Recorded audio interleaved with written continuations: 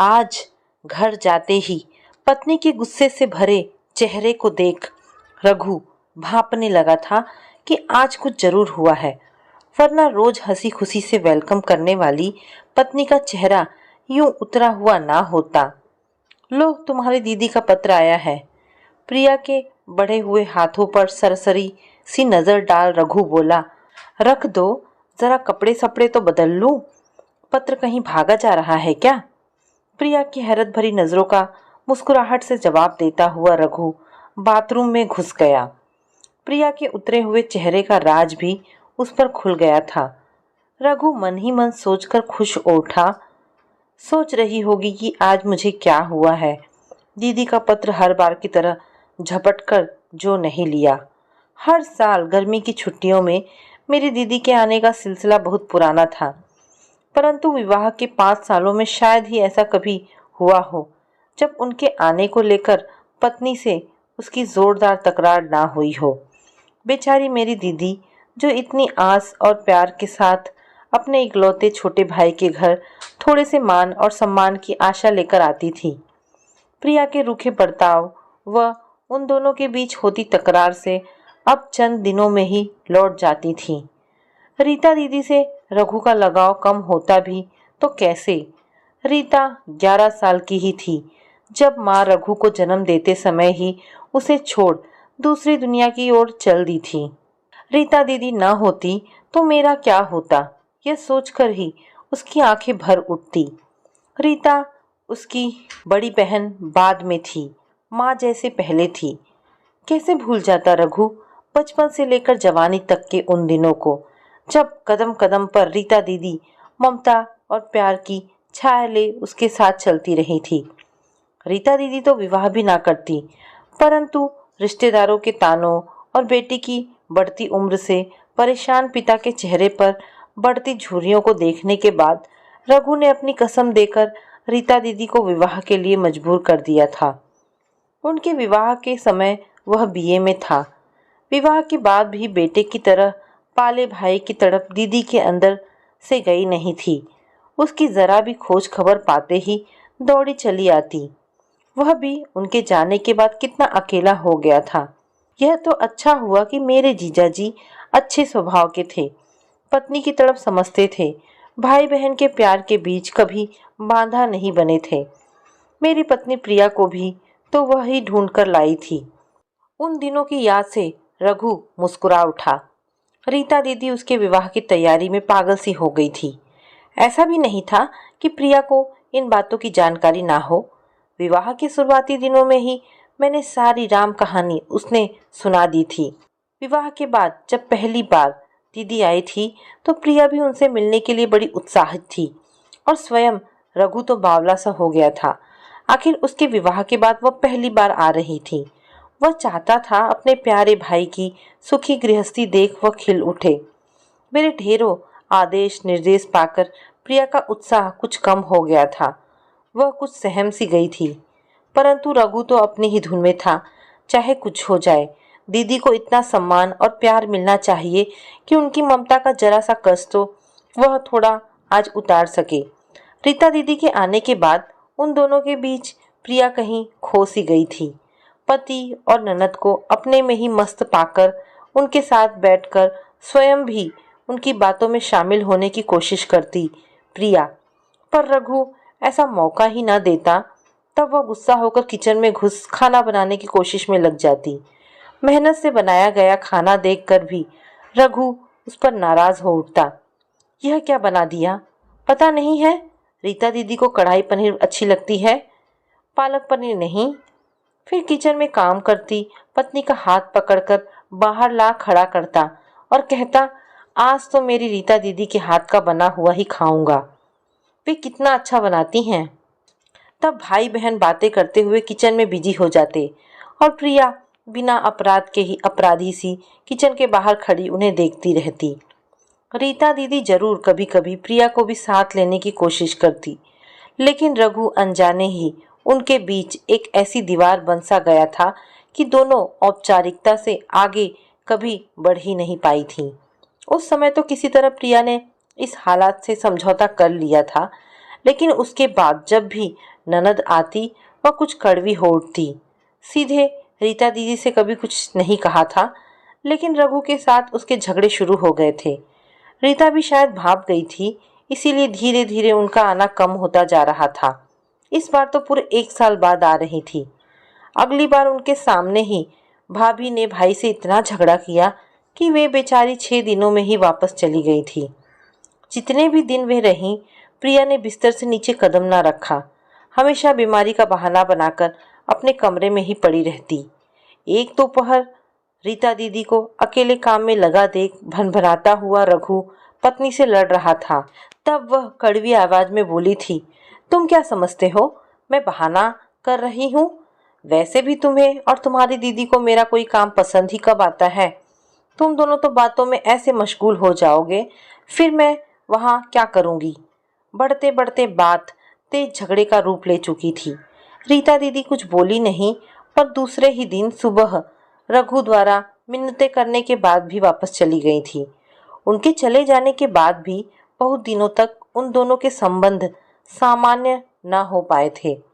दीदी के इस तरह चले जाने के कारण वह पत्नी को माफ नहीं कर पाया था। दोनों के बीच बढ़ते तनाव को देख अभी तक खामोशी से सब कुछ देख रहे पिताजी ने आखिरकार एक दिन रात को खाने के बाद टहलने के लिए निकलते समय उसे भी साथ ले लिया था। वे उसे समझाते हुए बोले थे, पति पत्नी के संबंध का अजीब ही कायदा होता है। इस रिश्ते के बीच किसी तीसरे की उपस्थिति बर्दाश्त नहीं होती। लेकिन रीता दीदी कोई पराई नहीं है। बीच में ही बात काटते हुए रघु का स्वर रोष से भर उठा था।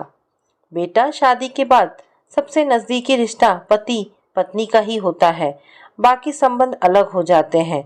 माना कि सभी संबंधों की अपनी अपनी अहमियत है, लेकिन किसी भी रिश्ते पर कोई रिश्ता हावी नहीं होना चाहिए, वरना कोई भी सुखी नहीं रहता। तुम ही बताओ, इतनी कोशिशों के बाद भी क्या रीता खुश है?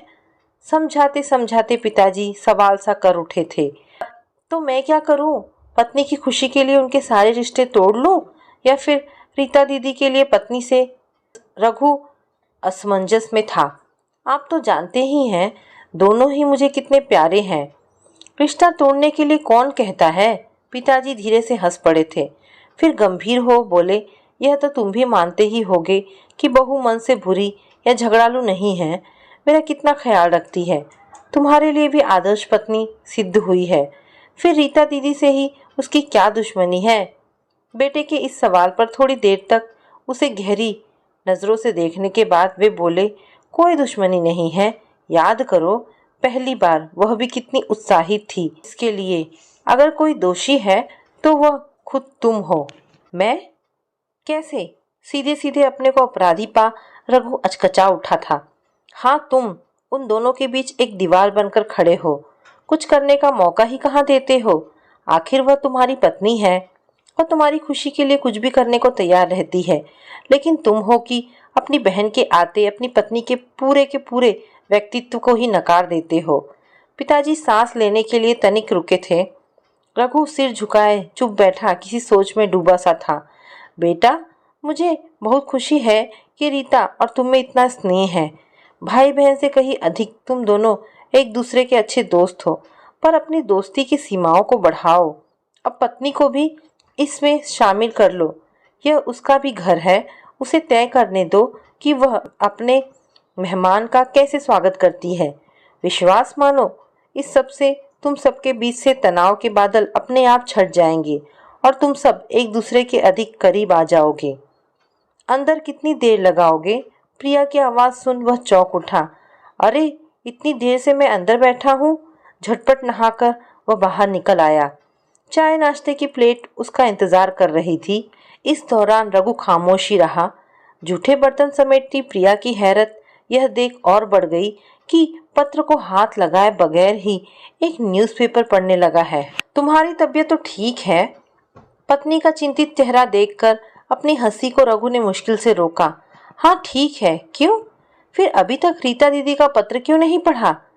प्रिया के सवाल के जवाब में वह लापरवाही से बोला, तुमने तो पढ़ा ही होगा, खुद ही बता दो क्या लिखा है।